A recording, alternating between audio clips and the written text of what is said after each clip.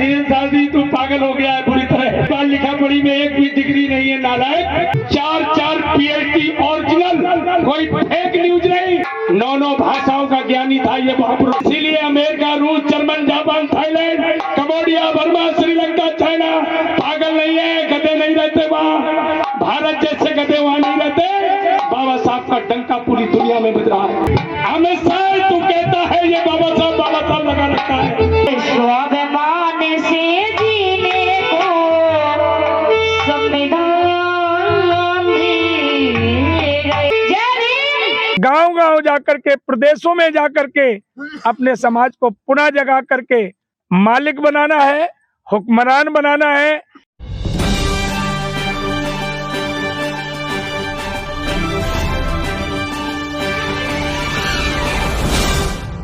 मैंने कहा धीरे साहब तू पागल हो गया है पूरी तरह। तेरे पास लिखा पढ़ी में एक भी डिग्री नहीं है नालायक। अब बाबा साहब, हमारे बाबा के पास 32 डिग्रियां थी। 4 PhD ओरिजिनल, कोई फेक न्यूज नहीं, ना कोई फेक डिग्री। 9 भाषाओं का ज्ञानी था ये महापुरुष। इसीलिए अमेरिका, रूस, German, Japan, Thailand, Cambodia, Burma, Sri Lanka, China पागल नहीं है, गधे नहीं रहते वहाँ। भारत जैसे गधे वहाँ नहीं रहते। बाबा साहब का डंका पूरी दुनिया में बज रहा है। 192 कंट्रियों में बाबा साहब का बर्थडे मनाया जाता है। 192 कंट्रियों में।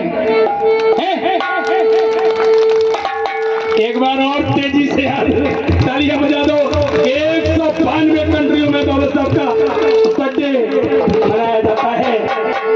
ये माला फूलन की,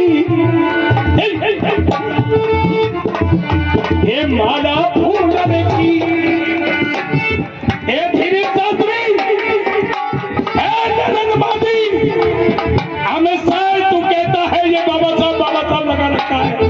तू भी बिल्कुल पागल हो गया है। अमेरिका का बाराक ओबामा बाबा साहब को, बाराक ओबामा प्रेसिडेंट बाबा साहब को लिखता है सिंबल ऑफ नॉलेज, ज्ञान का प्रतीक डॉक्टर BR अम्बेडकर इंडिया। स्वाभिमान से जीने को संविधान बोलिए। जय भीम, जय भीम। नमस्कार, जय भीम, जय भारत, जय संविधान, जय विज्ञान मिशन न्यूज DCK में आपका स्वागत है। जैसा कि आप देख पा रहे हैं कि हमारे साथ आदरणीय भंते जी हैं और हम भंते जी से जानना चाहेंगे। और बगल में एक गुड़िया भी है जो कार्यक्रम में आई थी। और इसी गांव के रहने वाले हमारे साथ के भास्कर जी हैं जो इंजीनियर साहब हैं। हम थोड़ा चाहेंगे और भंते जी से बात करना चाहेंगे। सबसे पहले इंजीनियर साहब, आप क्या कहना चाहेंगे इस कार्यक्रम के बारे में? हमारे गांव में पिछली वर्ष की भांति इस साल भी बुद्ध कथा का आयोजन ग्रामवासियों के सहयोग से किया गया, जो लगातार 1 हफ्ते चला।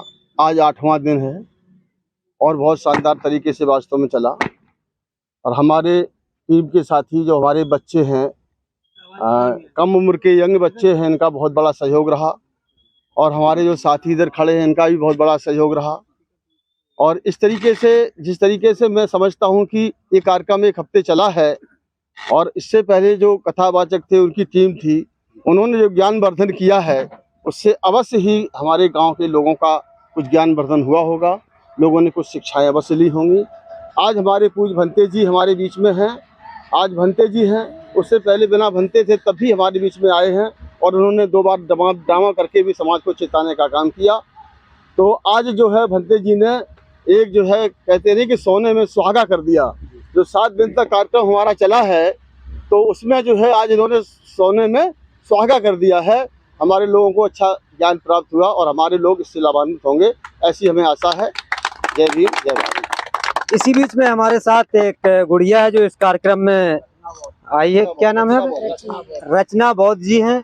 हम रचना बौद्ध जी से जानना चाहेंगे, बेटा आप ये जिस तरह से महापुरुषों के इतिहास को समाज के लोगों को बताती हैं, क्या संदेश देना चाहेंगी इस हमारे चैनल के माध्यम से?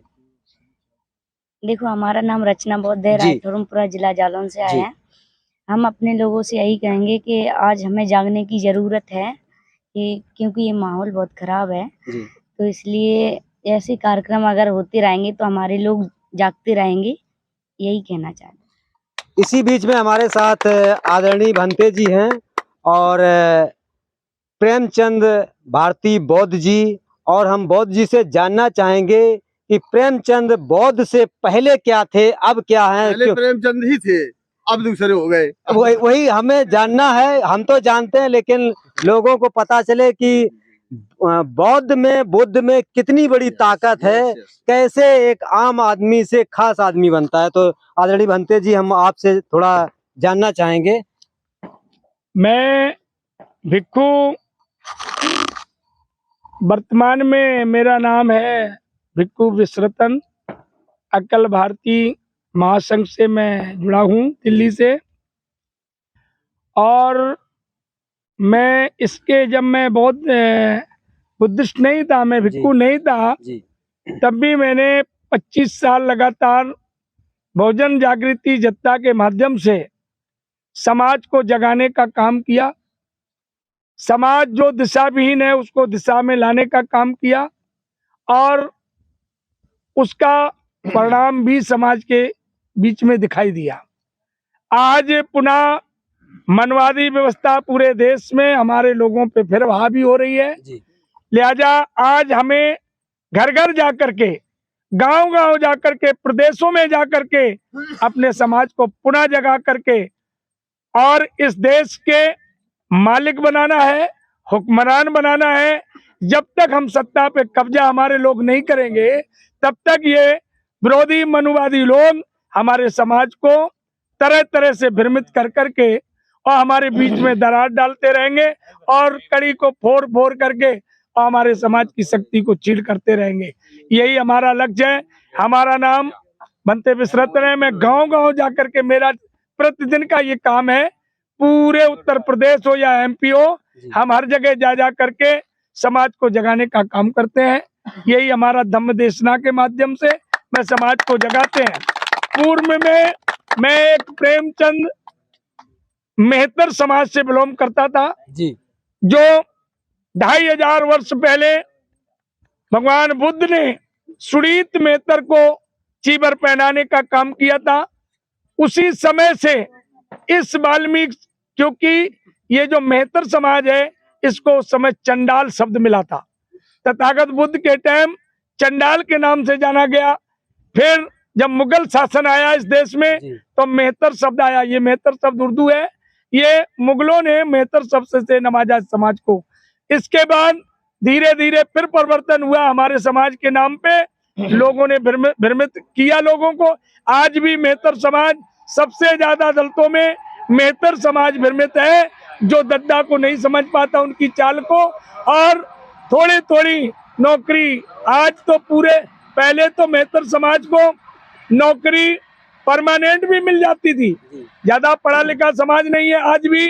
तो बैंक में, स्कूल में, कॉलेज में, नगर पालिका, टाउन एरिया में यही झाड़ू की नौकरी करता है। और पहले तो इनको परमानेंट भी कर दिया जाता था, लेकिन जब से 2014 से मोदी की सरकार आई, इसने पूरे भारत में इस समाज को ठेकेदारी पे खड़ा कर दिया। आज वाल्मीकि मेहतर समाज बिल्कुल धरातल की ओर जा रहा है। जहां 70 साल पीछे समाज मर रहा था, उसी दिशा में पूरे भारत के एससी वर्ग नहीं, पूरे शूद्र वर्ग को ये सत्ता सरकार ले जाने का काम कर रही है।